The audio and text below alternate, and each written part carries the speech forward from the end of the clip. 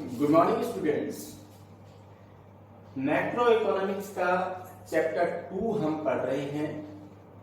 आज पार्ट 3 है, यानी कि पार्ट 3 का मतलब है कि हम इसकी थर्ड वीडियो आज हम बना रहे हैं। और national income and related aggregates chapter का नाम है और टॉपिक है consumption goods and capital goods. यहां हमें समझना है कंजम्पशन गुड्स क्या होते हैं और कैपिटल गुड्स क्या होते हैं। पहले हम समझते हैं कि कंजम्पशन गुड्स क्या होते हैं। Those goods which satisfy the wants of the consumers directly, यानी कि ऐसी वस्तुएं जो कंज्यूमर की वांट्स को डायरेक्टली सेटिस्फाई करती हैं, सीधे सीधे सेटिस्फाई करती हैं। कहने का मतलब है कि सीधे सीधे वस्तुओं का कंज्यूम कर लिया जाता है, वस्तुओं को कंज्यूम कर लिया जाता है, यानी कंज्यूमर सीधे सीधे वस्तुओं का यूज कर सकता है। ऐसी वस्तुएं और जो कि कंजम्पशन के लिए यूज की जाती हैं तो उसे कंज्यूमर गुड्स या कंजम्पशन गुड्स कहा जाता है। जैसे कि bread, butter, shirt, pen etcetera, ये सीधे सीधे ये कंज्यूमर गुड्स हैं और एक कंज्यूमर से अपने कंजम्पशन के लिए सीधे सीधे यूज कर सकता है। Consumption goods further divided into following categories. अब कंजम्पशन गुड्स को अदर कैटेगरीज में भी डिवाइड किया जाता है। ये 4 कैटेगरीज में यानी 4 कैटेगरीज में हम डिवाइड करते हैं। इसकी 4 कैटेगरीज क्या है? फर्स्ट है ड्यूरेबल गुड्स, सेकंड है सेमी ड्यूरेबल गुड्स, थर्ड है नॉन ड्यूरेबल गुड्स और फोर्थ है नॉन मटेरियल गुड्स। अब ड्यूरेबल गुड्स जैसे कि नाम से आप समझ रहे होंगे, ड्यूरेबल गुड्स का मतलब है टिकाऊ वस्तुएं जो लंबे समय तक चल सकती हैं। Those goods which can be used again and again over a considerable period of time। एक considerable period of time का मतलब है उसकी उस वस्तु की एज, यानी कि वो वस्तु हम कितने समय तक चलेगी ये उस मान के चलते। जैसे कि हम ये सोचते हैं कि हमने एक टीवी लिया और वो 10 साल चलेगा, तो वो उसका कंसिडरेबल पीरियड ऑफ टाइम है। तो ऐसी वस्तुएं जो अगेन एंड अगेन एक अपने कंसिडरेबल पीरियड ऑफ टाइम तक चलती रहती हैं, अपनी सर्विसेज देती रहती हैं, तो ऐसी वस्तुओं को हम ड्यूरेबल गुड्स कहते हैं, जैसे कि टीवी, रेफ्रिजरेटर एटसेट्रा। अब सेकंड नंबर आता है semi durable goods which can be used for a limited period of time। अब सेमी ड्यूरेबल गुड्स का मतलब अर्ध टिकाऊ वस्तु, यानी कि बहुत ज्यादा टिकाऊ नहीं है, कम टिकाऊ वस्तुएं होती हैं। which can be used for a limited period of time, जो एक सीमित समय सीमा तक चलते हैं, यानी कि सीमित समय तक यानी लिमिटेड टाइम तक चलती है। और these goods have a life span of around 1 year। इनका जो लाइफ स्पैन यानी कि इनका जो जीवन काल माना जाता है वो 1 साल का माना जाता है, लगभग 1 साल का माना जाता है।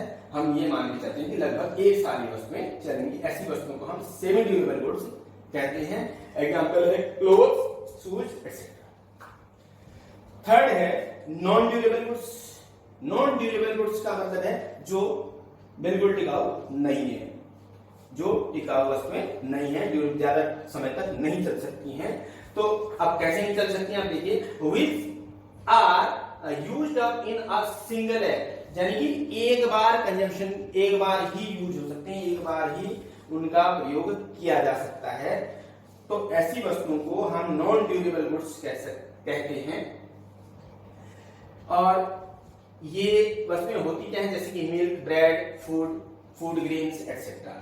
तो क्या जो वस्तुएं केवल सिंगल एक्ट यूज होती हैं, यानी एक बार यूज होती हैं, एक से ज्यादा बार उन्हें यूज नहीं किया जाता, ऐसी वस्तुओं को हम नॉन ड्यूरेबल गुड्स कहते हैं, जैसे कि milk, bread, food grain. Fourth है नॉन मटेरियल गुड्स। अब ऐसी वस्तुएं जो मटेरियल के रूप में नहीं होती हैं, यानी वस्तु नहीं होती है, हम उसे छू नहीं सकते, यानी कि टच नहीं कर सकते, तो ऐसी वस्तुओं को हम सर्विसेज बोलते हैं। नॉन मटेरियल गुड्स को हम सर्विसेज भी कहते हैं। तो विच directly satisfy the human wants, ऐसी वस्तुएं क्या है, डायरेक्टली सेटिस्फाइड, सीधे सीधे ह्यूमन वांट्स को सेटिस्फाई करती हैं। And these are intangible activities, तो ऐसी एक्टिविटीज हैं जो इंटेंजिबल है, जिन्हें हम देख नहीं सकते, छू नहीं सकते। तो ऐसी एक्टिविटीज हैं लेकिन ह्यूमन वांट्स को सेटिस्फाई करती हैं लेकिन दिखाई नहीं देती। तो ऐसी गुड्स को हम क्या कहते हैं, सर्विसेज कहते हैं, और नॉन मटेरियल गुड्स कहते हैं। They can neither be seen, ना तो ये ना तो देखी जा सकती हैं, और नॉट टच्ड, और ना छुई जा सकती हैं। एग्जाम्पल है सर्विसेज ऑफ टीचर, टीचर की सर्विसेज, डॉक्टर की सर्विसेज, सीए की सर्विसेज या बैंक की सर्विसेज। सेवाओं को हम छू नहीं सकते, टच नहीं कर सकते, केवल महसूस कर सकते हैं।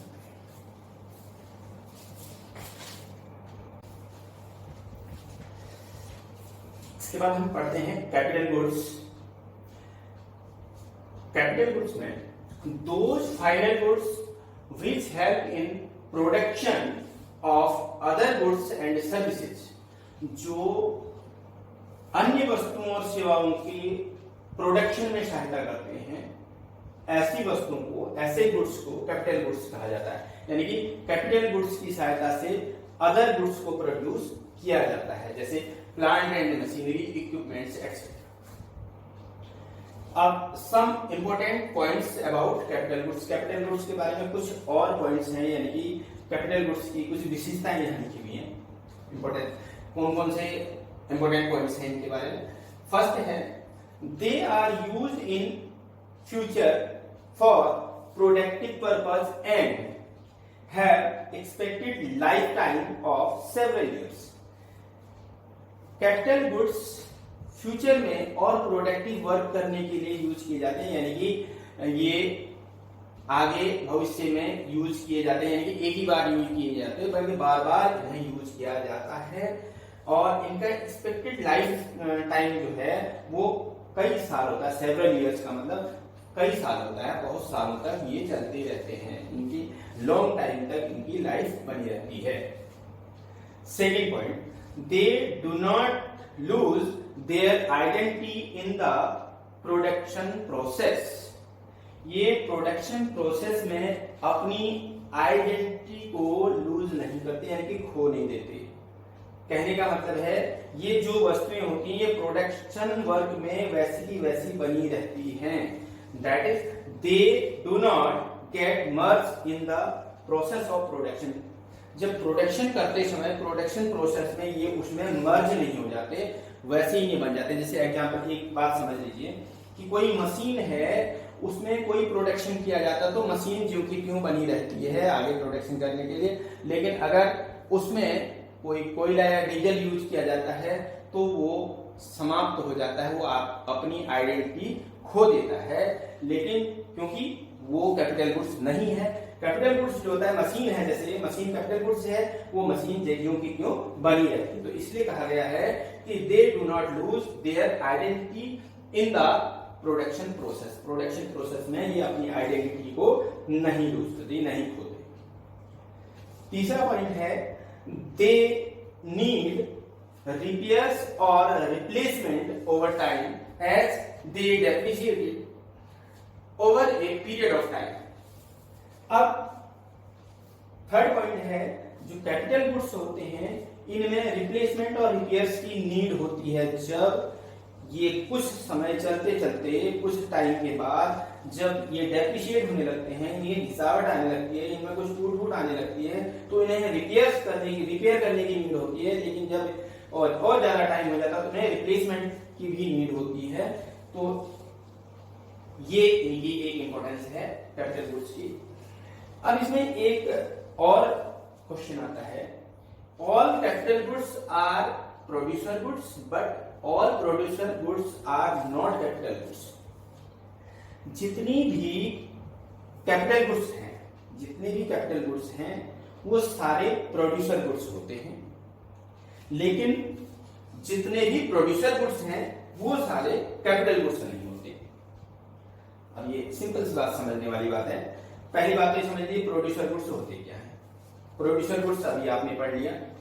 प्रोड्यूसर गुड्स में क्या है, जो लंबे समय तक चल सकते हैं, प्रोडक्शन वर्क में हेल्प करते हैं, अपनी आइडेंटिटी को लूज नहीं करते। तो ये इनके कैपिटल गुड्स होते हैं। तो इसमें कैपिटल गुड्स में plant and machinery, example producer goods में प्लांट एंड मशीनरी जो कैपिटल गुड्स है, लेकिन रॉ मटेरियल भी होता है जो प्रोड्यूसर यूज करता है। लेकिन क्या होता है, रॉ मटेरियल कैपिटल गुड्स नहीं है, क्योंकि रॉ मटेरियल में जैसे कोल, डीजल, पेट्रोल एक्सेट्रा ये चीजें आती हैं, ये क्या है वन टाइम यूज वाली है, उसके बाद ज्यादा और एक के बाद मतलब अगली बार में यूज नहीं किया जाता। तो इसलिए कहा गया है कि जितने भी कैपिटल गुड्स हैं वो तो प्रोड्यूसर गुड्स हैं, जैसे प्लांट एंड मशीनरी है ये प्रोड्यूसर गुड्स है और कैपिटल गुड्स भी है। लेकिन जो भी प्रोड्यूसर गुड्स है, जितने भी सारे प्रोड्यूसर गुड्स हैं ये कैपिटल गुड्स नहीं है, क्योंकि इनमें से ये रॉ मटेरियल भी प्रोड्यूसर गुड्स है लेकिन ये कैपिटल गुड्स नहीं है।